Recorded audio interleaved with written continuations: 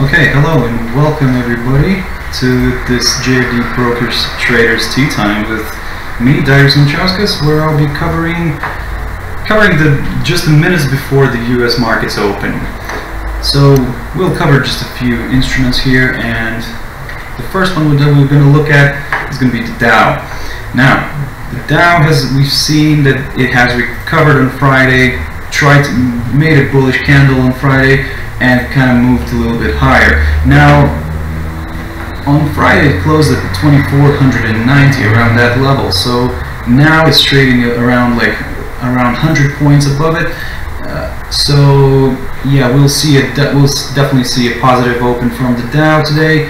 The only thing is that the bulls are really losing strength right now, as we can see, because if you look at this steep trend line that we are trading at, it really finds it difficult to break through it, and we can even look at it as a 4-hour chart. You can see a big rejection here at this level.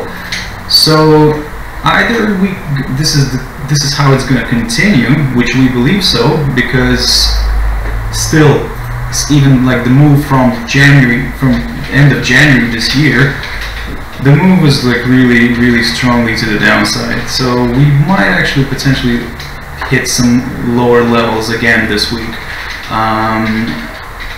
Of course, if we get a break above this trend line, then yes, we can get a move back to the 50 EMA, which would be quite useful for it, if considering that the market would like to go lower a little bit later on.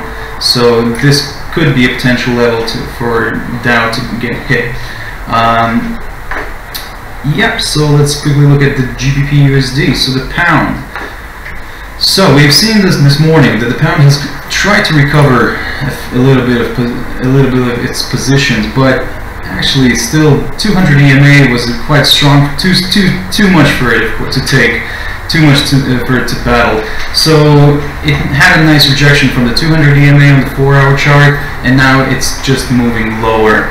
Probably is going to hit the last week's low at around 137,650, something like that. If that gets broken, then obviously we'll see some lower lows completed on the pair. The next potential target could be around this one, maybe quite a short one actually, but 136, which is this level around here. That could happen. And on the daily, we would actually break the 50 EMA here, and and the 136 would be around 100 EMA. So quite interesting level to watch. Good potential level for support. So let's see what happens. Now, USD CAD. Now this one is quite interesting, and yes, it had a good run last week. Obviously, we can see that. Now, initially in the morning today, it was balancing around the 100 EMA on the daily. So now it turned, at some point, of course, it was below that as well, but now it managed to get up above the 100-day EMA and is indicating the move higher. Now, if it's going to hit around 126,500, 600, if that level is still not going to be enough for it, and it's going to go higher, then we might just get back into our range that we were trading at since, well, actually not since, but between October and between December last year. Now, one of our senior analysts actually supported that idea as well. If, of course, we get a break above that 126, 500, 600, then yeah, we could get back into the range. And overall, if we look at the weekly, actually, it's an interesting level. That range, we've still got some upside area here where USD CAD could still go, because we've got this interesting trend line going downwards. And I think that this level of around 131, 500, 400 could potentially be tested later on this year, of course. But of course, again, we need some sort of confirmation for that. If we still get below if we still get below 125 200, that's going to be on the daily chart. That would be below the 50 EMA. We could actually it could open up the path even to lower levels, to maybe 124 and then lower. And what another interesting chart that I would like to show you guys is the Euro JPY. So on the daily chart, we can see that it was trading for quite a while in this range, in this upward channel, and then it broke last week.